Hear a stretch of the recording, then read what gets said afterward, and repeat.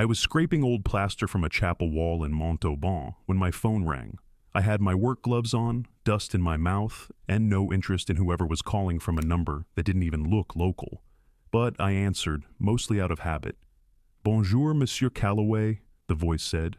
Polite, clipped, French but not casual. Speaking. "My name is Corbin Duval. I'm an attorney representing the estate of Marceline Delacroix." That name stopped me cold. I didn't say anything.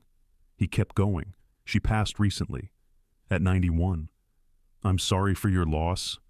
I just stood there, phone pressed to my ear, staring at the wall like it might explain something. "That's not possible," I said. "She's been dead a long time." Corbin paused, like he was giving me space to catch up.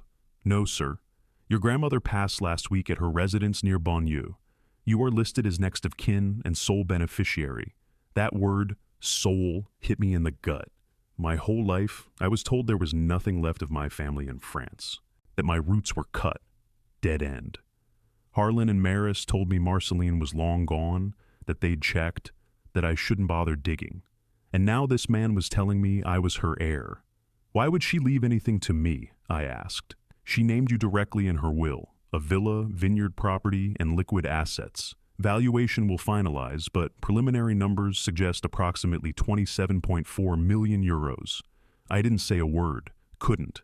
I just stared at my chipped coffee mug like it might translate what was happening. Quick note, before listening, share which city or country you're watching from. And let's continue. Corbin went quiet for a moment, then cleared his throat. There is, however, a complication. Of course there was. Someone has filed to challenge the will, not a distant relative, Harlan and Maris Calloway. A single bitter laugh slipped out. "They're not family." "I understand," Corbin said evenly. "There is also a sealed letter from Madame Delacroix. She instructed it to be delivered to you directly. I believe she expected this exact dispute.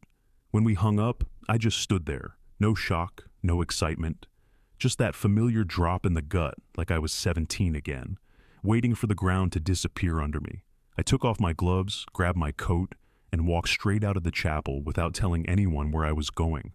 I caught the late train back to Toulouse, then took the metro the rest of the way like I was on autopilot.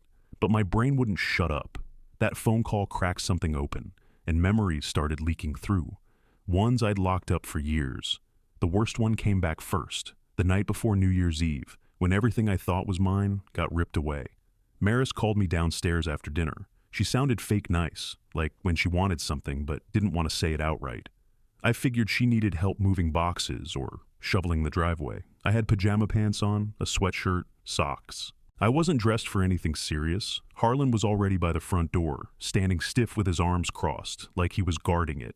My suitcase was next to him. Not one I'd packed, not even one I'd touched in weeks. Right then, I knew something was off. You don't surprise a 17-year-old with a suitcase unless you're trying to send a message. Maris said, "We think this is best," and handed me a white envelope. Inside was a one-way ticket to Nice, France. Not Paris, not Lyon. Nice. I looked at them both. "What is this?" Harlan didn't flinch. "Your people are over there. It's time to reconnect with where you come from." I asked what I did. I told them I'd work harder, take more hours at the campus job center, bring my grades up, whatever they wanted. I just needed to know why. Maris couldn't even look at me. She kept twisting her purse strap over and over like she was trying to strangle it. Harlan's voice didn't change. "This is decided." That's what he said. Not, "We'll talk about it." Not, "We love you, but..." Just those 3 words like a company memo. I remember standing there, holding the envelope, feeling the floor go loose under my feet. I didn't cry. I didn't scream. I went upstairs, changed into jeans and a jacket, and came back down like I was clocking into a job I didn't want. At the airport curb, Maris stayed in the car. Harlan popped the trunk, handed me a second envelope, and said, "They're expecting you." It was an address for some group home near Antibes. He didn't explain. He didn't wait to see me go through security. He got back in the car and drove off like he'd just dropped off dry cleaning. I stood there while families laughed and hauled ski gear into the terminal. My hands were shaking, but I didn't drop the envelope. I walked inside, got in line, and checked in like I had a plan. The elevator hadn't even cooled down when I heard the courier drop the envelope at my door. Thick one, heavy enough to mean trouble. I opened it right there on the kitchen counter with dust still on my hands. Top page was legal French, but I caught the names fast: Harlan and Maris Calloway. It wasn't just a claim, it was a demand. They wanted 45% of the estate. 45. Like they'd kept receipts from raising me and figured interest had accrued. The language was neat, full of phrases like rightful compensation and unjust enrichment. But the core was simple. We raised him, now he owes us. I laughed once, one short, dry sound, then felt the heat rise in my face. It wasn't shock, it was disgust. I texted Sloane one word: come. She showed up an hour later with Vietnamese takeout and zero small talk. She scanned the pages fast, not even pretending to eat, jaw locked like she was chewing glass. They don't need to win, she said, flipping a page. They just need to drain you until you'll pay to make it stop. She was right. That's what made it worse. I'd spent almost 10 years building a quiet life. No noise, no openings. Now they were ripping straight through it with the same pressure tactics they used back when I was too young to fight back. We dug into how they even found out. It didn't take long. Maris had already made her move. Some teary post on her Facebook page full of fundraiser photos, lines about a son who abandoned us, and just enough vague mentions of foreign money to bait curiosity. Someone screenshotted it and tagged my old account back in the States. That's how it started. Within hours, people I hadn't seen since high school were chiming in like this was a community theater drama. Strangers piled on. Comment threads spun up. Some woman from our old church said she always knew I was ungrateful. Some guy I barely knew reposted it with a hashtag that made me want to punch drywall. That night, my phone buzzed again. Unknown number. I almost didn't answer, but I still had that reflex. Like, if I ignored the wrong call, someone would say I wasn't cooperative. Maris came on first, soft voice, thick with sadness. Remy, honey, we need to talk. Just the three of us. No lawyers, no fighting. Please. Then Harlan got on. Calm, professional, let's not escalate. A simple meeting, we clear things up. That's all. I hung up, turned off my phone, and slid it into a drawer like it was something toxic I didn't want touching the rest of my life. The next day I finally texted back, no meeting, not alone, not ever. Maris replied like I'd broken her heart with a sledgehammer. The message tone flipped fast, soft, then biting, then soft again, like she was rotating masks. Said I was misunderstanding their intentions, said I was listening to people who don't know our history. Then Harlan called. His voice was steady, smooth, like he was reading out of a real estate brochure. Remy, no reason for this to become hostile. You can still handle this directly. We just want to clarify a few things before it gets complicated. He pushed for an in-person sit-down. No legal pressure, no recording, just a simple agreement to sign. You deserve clarity, not courtroom noise. I told him, you mean the kind of clarity that needs to be signed before I have a lawyer? There was a pause long enough to say everything he didn't want to. Then he pivoted. We always knew you'd want to explore your roots. You were restless, adventurous. We helped you start that journey. Now you're punishing us for supporting it? That line nearly made me lose it.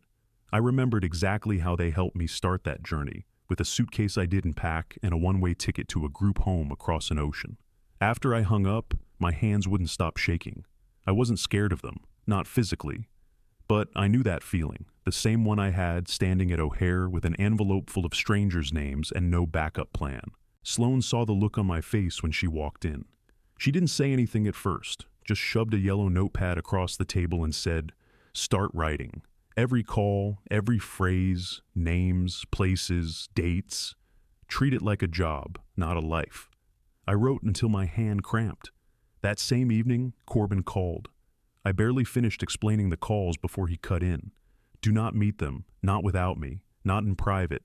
They are trying to isolate you before you understand what you are entitled to under French succession law. He said he'd already begun reviewing older records, deeper than the will. One stood out, a formal request Marceline filed through the French courts almost a decade ago, asking for access to my adoption records. That stopped me. My grandmother had been looking for me. While I was trying to disappear, she was trying to find me. Corbin's voice was measured. There's something else. Your adoptive father's financial history. I'm seeing overlaps that suggest motive for adopting you in the first place. wealth management ties, certain red flags. He didn't spell it out. He didn't have to. I just stared at the wall, stomach tight, while the pattern started to show itself. I was finishing the signature pages with Corbin when his assistant knocked. She leaned in, voice low, like she was announcing a bomb threat. "There are Americans downstairs. They say they're your parents."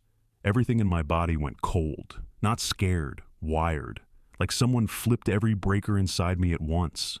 Corbin looked at me. "Do you want them removed?" I stood up, maybe too fast. "No. Let me see them." I needed to know they were real, that this wasn't just some legal ghost story from my past. I had to see their eyes when they realized I wasn't 17 anymore. They were waiting near the lobby chairs like they owned the place. Harlan had his blazer buttoned, tie sharp, hair combed like he was about to lead a board meeting. Maris wore soft pastels, layered in that warm guidance counselor look she always used when she wanted people to think she cared. And then I saw Larkin. She looked smaller than I remembered, shoulders rounded in, hair in a loose braid like she didn't have time to finish it. She was 25 now. I hadn't seen her since she was a teenager. Maris stepped forward fast with her arms out like I was supposed to fall into them. I backed up. "Don't touch me." She froze, mid-step, like no one had ever said that to her before. Harlan smiled, tight, controlled. "There's no need for hostility. We came to talk." I locked eyes with him. My boundaries aren't up for debate. That landed. He didn't smile again. Larkin looked like she wanted to disappear. She finally said something, barely audible. "They told me we were coming to reconnect. I didn't know." Her hands were shaking. She wouldn't meet my eyes. She hadn't come for the same reason they had. Corbin signaled to the front desk, and security moved in like they'd done this before. Harlan tried charm, then firm authority, then raised his voice when neither worked. He kept saying words like misunderstood, like we were just confused customers arguing over a hotel bill. They were walked out. But Larkin didn't leave right away. She hung back, turned toward Corbin like she was stalling. Then she slipped something folded into his hand and walked out without looking at me once. Back upstairs, Corbin closed his office door and handed it over. It was a note. One line, neat handwriting, local burner number. I have something from back then. I can't keep pretending I don't. Corbin booked a table before they could. Outdoor seating, early in the lunch window. Public enough for witnesses, but not tourist-heavy. Sloane sat to my left, quiet but present, with her phone in view and audio recording active. No surprises, no side talks, no "let's just step away" nonsense. Harlan and Maris were already there when we arrived. 2 coffees on the table, untouched. Maris's phone screen was facing up. Camera app open like it was waiting for its cue. Harlan wasn't looking at us. He was looking past us, over my shoulder, like he was clocking angles. That was all I needed. Maris gave me a half smile like we were catching up after church. "Remy, thank you for coming. This means a lot." I pulled out the chair without replying. Harlan leaned forward with that management consultant tone he used when he wanted to sound fair. "We don't need to fight. We're willing to settle this quietly, 35%, and we both avoid the ugliness of a full dispute." I said, "You're asking me to pay you for abandoning me." Maris flinched. Then, right on cue, she raised her voice, not yelling, just projecting, so the nearby tables could hear. "We tried so hard. We took him in when no one else would. His birth family didn't want him. He doesn't remember what it was like, but we rescued him." That word, rescued, made my hands go stiff under the table. She kept going. His mother, Sabine, was unstable, not fit to raise a child. Hearing my mother's name come out of her mouth felt like taking a hit to the ribs. I didn't snap. I didn't raise my voice. I waited until she finished the lie, then looked straight at her. "My mother," I said, "was an elementary school teacher. She died in a car crash when I was 2. Maris's expression wavered, but Harlan jumped in fast like he could bury the truth with noise. "Remy, this doesn't help." I cut him off. "You should have been more careful about what you put in writing." His mouth didn't close all the way. For the first time since this started, I saw it, the crack in his control, panic, not fear of me, but fear of exposure. Sloane stood, gripped my elbow, and leaned in just enough for only me to hear. Time to go. I followed her out without looking back, letting their little show die right there on the sidewalk. Sloane sat across from me, elbows on the table, eyes locked as I hit call on the burner number. I kept it on speaker. Larkin answered on the third ring. Her voice was low, not shaky, but stripped of anything performative. I don't want to drag this out. I just want to give you what I should have said a long time ago. She didn't ask how I was, didn't apologize. She just told me. When I was 16, I walked past Dad's office and heard him yelling into the phone. He said you were a long-term play, that the payout didn't come through. He was furious. I sat still, fingers pressed against the table. Larkin exhaled like the words were made of weight. He didn't know I heard. Later, I found something. An old laptop backup, one of those automatic saves no one remembers. It had a video file. What kind of video? I asked. Not a confession. Just a casual moment. He's off camera, talking to Maris. He said, if her family won't release money, we cut losses. Her meaning, your birth family. Sloan leaned forward. Do you still have the file? Larkin answered without hesitation. I can send it to your lawyer. Metadata's intact. I haven't edited it. I thanked her and ended the call. She didn't ask for anything in return. That same week, Corbin brought someone new into the office. Claire Keene, retired social worker, late 60s, sharp eyes, no small talk. She looked at me and said, I know who you are. I handled part of your adoption file when I worked in Illinois. I didn't fight hard enough, and I've regretted it ever since. She laid a file on the table, thick with printouts. This chain was never meant to be saved. It got archived in a shared folder. Nobody reviewed it. But I kept a copy. Corbin flipped through it and found what he'd suspected. Harlan had written about me like I was a stock option. He used the phrase positioning the child for future leverage and referred to my placement as a long-term investment. One sentence matched language Marceline used years later in a notarized letter. Same strange phrasing, like he'd planted the idea and forgotten someone might quote it back. Then came the last piece I needed. Corbin pulled out a spreadsheet and pointed to flagged transactions. Harlan's firm isn't just shady. He's deep in something. Hidden debt. Possibly client money used to plug holes. If I had to guess, he needed that inheritance not for luxury, but to stay afloat. It wasn't just greed, it was survival. I told Corbin, then we sever it. He nodded once, and we got to work. Corbin was already reviewing the video metadata from Larkin when he got the call. He didn't tell me right away. He waited until she followed up by email, then dropped her name in casual like he was testing my reaction. Rowan Hart. She reached out yesterday. Not a gossip type. She's asking the right questions. I knew the name. She wasn't from a tabloid or daytime fluff show. She'd spent the last few years blowing up corrupt foster systems and tracing back adoption pipelines that ran more like business deals than child welfare. Rowan didn't contact me directly. She went through Corbin, which earned her points with both of us. When we finally spoke, she came prepared. No small talk.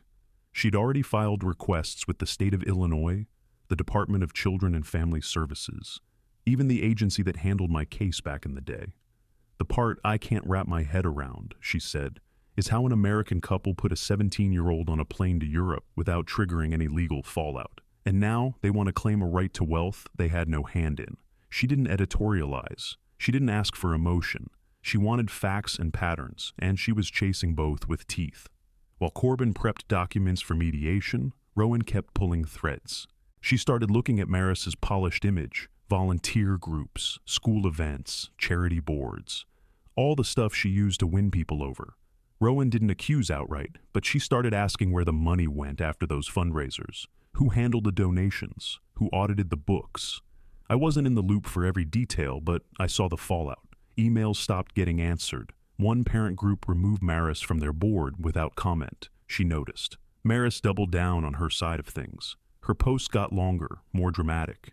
More photos of us when I was a kid, cropped just right.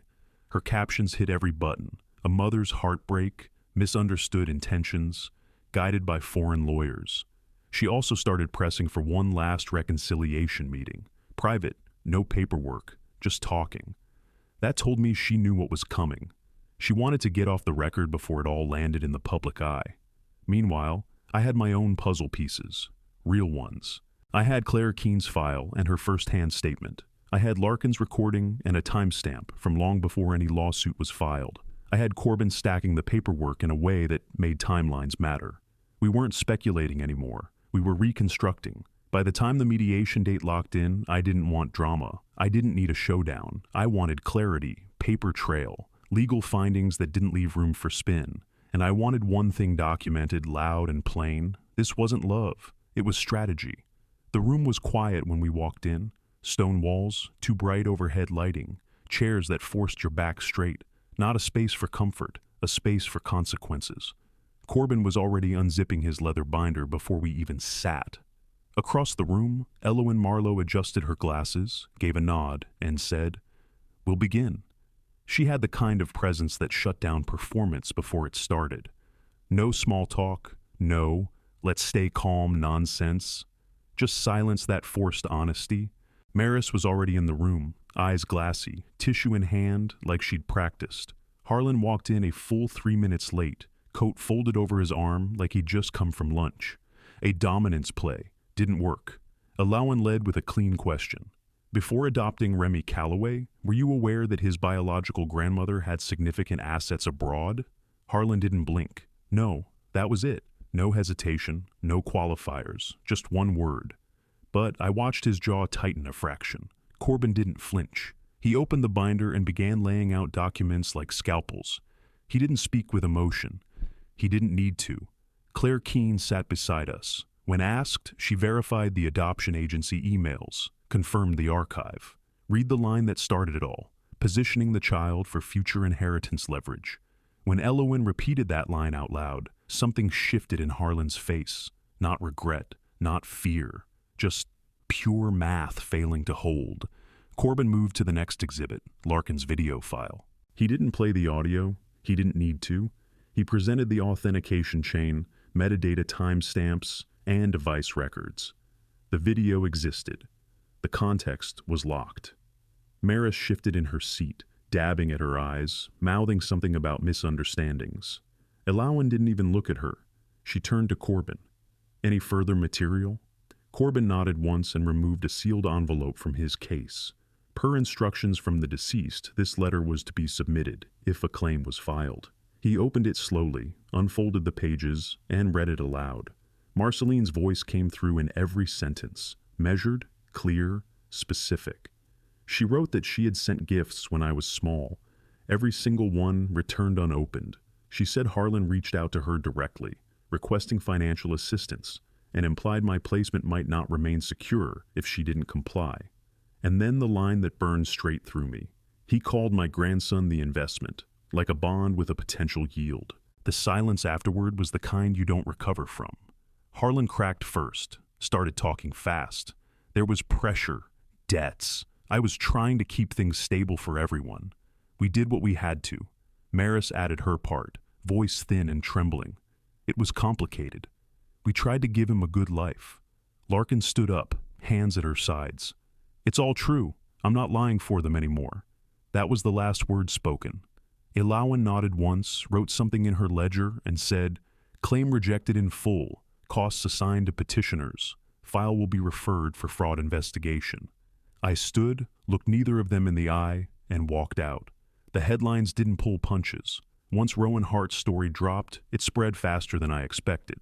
Regional press took the first swing, then national outlets caught on. Adoption for profit, heir abandoned at 17, French fortune, sparks legal firestorm. For the first time, Harlan and Maris couldn't shape the narrative. They didn't get to sit in front of a church backdrop or post a filtered selfie with an inspirational quote caption. This time, they were just names in bold, underlined by facts. Maris vanished from social media, deleted everything. No last post, no explanation. Just gone. Harlan's business profile dropped off every finance listing in under a week. People who used to kiss up at fundraisers stopped answering their calls. They lost the crowd that used to clap for them. Claire Keene followed through like she said she would. She met with investigators from the state. She gave them copies of the archived emails and answered every question. Later, Corbin told me Illinois officially opened a review of my adoption to determine if it had been fraudulent from the start. That didn't undo anything, but it mattered that somebody in the system finally had to explain how they let it happen. A few weeks later, I got a small padded envelope in the mail. No return address, just Larkin's handwriting. Inside were old photos, me at camp, blowing out candles on a cake, one school picture I didn't even know existed. Her note said, "These were going to get tossed." I couldn't let that happen. I didn't call her. I didn't start pretending we were siblings again. But I kept the photos. That choice meant something. Harlan tried one last move. He used a third-party mediator to float the idea of a private settlement. No lawyers again. Corbin shut it down before the pitch finished. I didn't even see the full message. I blocked every number, every email, every route they could take to reach me. I didn't explain myself. I didn't owe them a speech.